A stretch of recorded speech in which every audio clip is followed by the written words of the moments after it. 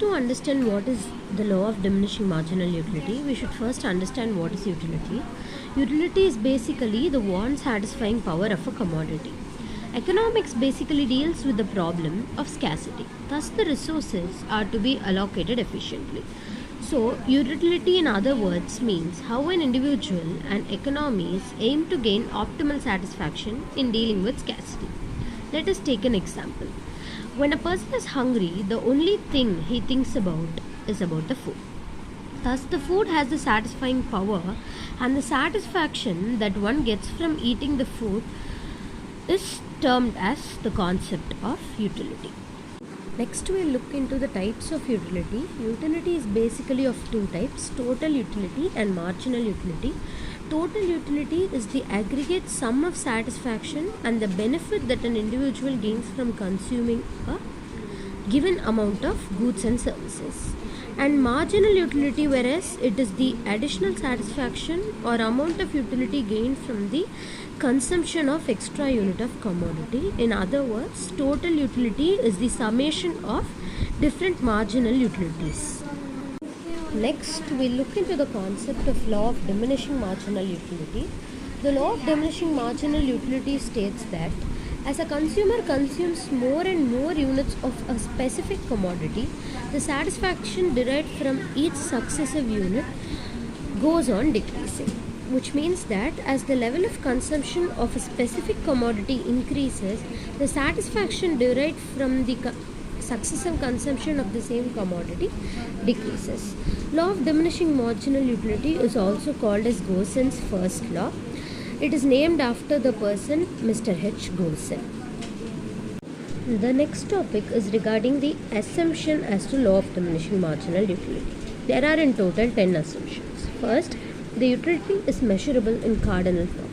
Second, a rational consumer aims at maximization of his utility.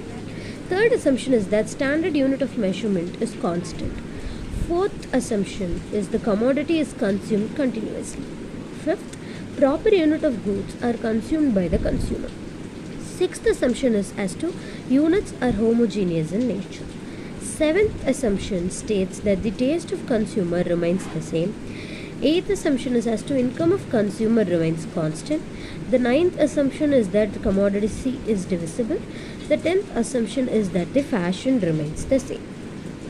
When we see into the detail of the law of diminishing marginal utility, it can be explained with a few examples. Let us suppose a person is consuming a hamburger which is of 1 unit. The utility derived from it is 10 units. As the consumer increases the consumption of hamburger from 1 to 2 to 3 or 4 units, the total utility keeps on increasing, but the marginal utility is decreasing. Marginal utility finally falls to 0 at the consumption of the 6 units. Finally, it becomes negative. Next, we have the diagrammatic representation of law of diminishing marginal utility. There are in total 2 graphs given in the PPT. The graph above depicts the total utility and the graph below depicts the marginal utility. In the given tabular column, the first column is about the number of hamburgers the consumer has consumed. The second column is as to total utility, and the third column is as about the marginal utility. As we can see in the second column, the total utility increases and it becomes constant during the 5th and 6th unit of consumption, which is 30, and the total utility drops down to 28 during the 7th unit. And in the case of marginal utility, the marginal utility constantly decreases, and in the 5th and 6th consumption it becomes 0, and during the 7th unit it goes to negative. Next step, we have a few examples to discuss. Firstly, if a person goes to consuming antibiotics, it will not kill pathogens at a point of time and might even become harmful to the body. Secondly, to quench the thirst, a person drinks water but beyond the point. Consumption of more water might make the person vomit, hence this will lead to diminishing marginal utility.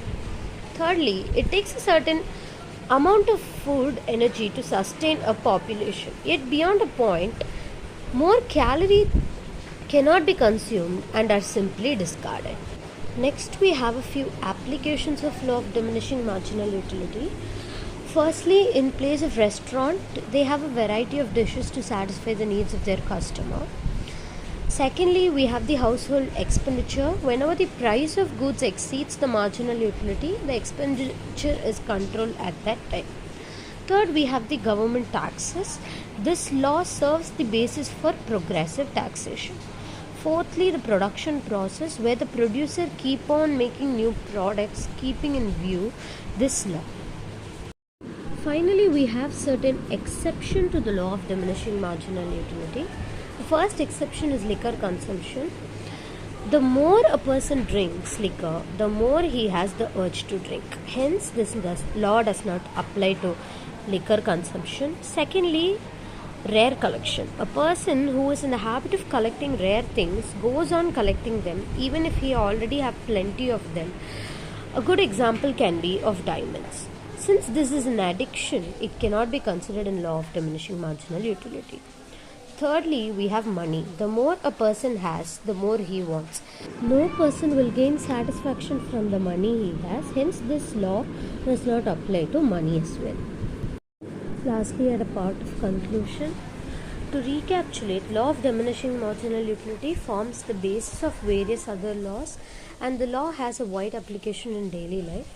This law is initially given by Mr. H. Gosson and was further restated by Alfred Marshall. Alfred Marshall stated it as the additional benefit which a person derives from an increase of his stock of thing diminishes with every increase in the stock that he already has.